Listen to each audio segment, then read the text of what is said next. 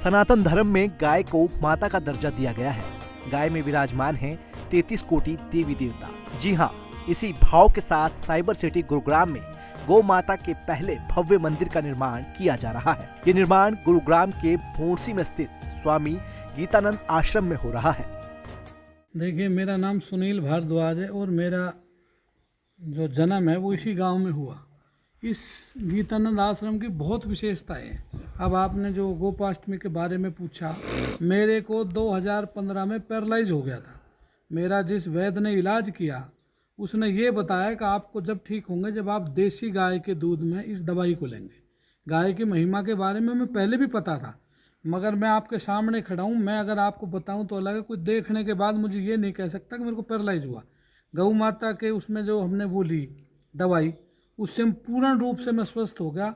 महाराज जी की ये हम सब लोगों की एक मन में आस्था और है कि आने वाले समय में इसको जोड़ को वो करके इस पे ऐसा हो जाए, क्योंकि जड़ी बूटियों का बारिश का पानी है, बड़ी वो है, तो नहाने से बहुत बीमारियां दूर हो जाएंगी। ये अभी नहीं है, मैं कह दूं आप कभी कोई भाई, तो आपके माध्यम से मैं सबसे अनुरोध कर रहा हूँ, जब भी टाइम मिले भोंसी गांव में यहाँ आए और महाराज जी के स्थान पर आशीर्वाद लें।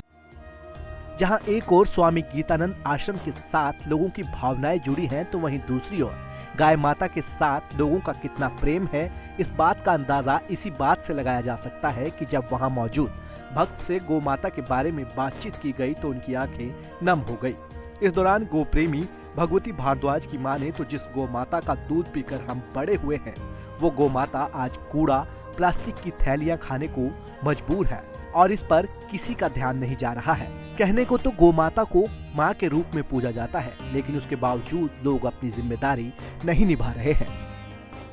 देखिए, हमारी गौ माता के अंदर 33 करोड़ देवी देवताओं का विराजमान है, तो इसका दूध तो इतना अमृत है कि जैसे छोटा बच्चा होता है, कोई रोगी बूढ़ा होता है, उसको भी दिया जाए तो भी उसको हजम हो जाता है। और वैसे गौ माता की महिमा तो इतनी अपरंपार है, उसके बारे में जितना कहा जाए उतना ही कम है। मेरी एक आस्था और विश्वास आश्रम से है और गौ माता से है, तो मैं तो अपनी गौ माता में बहुत विश्वास रखती हूँ। और मैं सभी जो मेरे को देखेंगे सुनेंगे, मैं उन सब से भी यही कहना चाहती हूँ कि गौ माता की सेवा कीजिए। आज बहुत ज़रूरत है गौ माता की सेवा की। दिल मतलब सहन नहीं होता ये, जब माता रोड पे घूमती है तो वो सहन नहीं होता। माता कचरा खा रही है, अब घर में नहीं रह सकते, दिल में गौ माता की सेवा कीजिए, मंदिर में मूर्ति रखिए, गौशाला जाके गौ माता की सेवा कीजिए। ये हमारे संस्कृति से जुड़ा एक प्रथम अध्याय है और गौ माता का जो प्रथम स्थान है, गौ माता की कृपा से ही जो है हमारी ये परंपरा और हम सब जीवित हैं।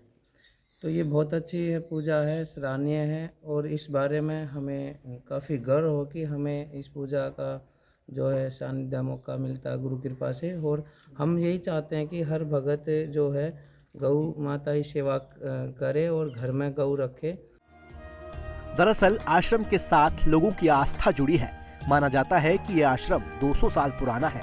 हजारों की संख्या में भक्त यहाँ पूजा अर्चना करने के लिए पहुँचते हैं और मान्यता ये भी है कि जो मुराद यहाँ सच्चे मन से मांगी जाती है वो मुराद पूरी होती है।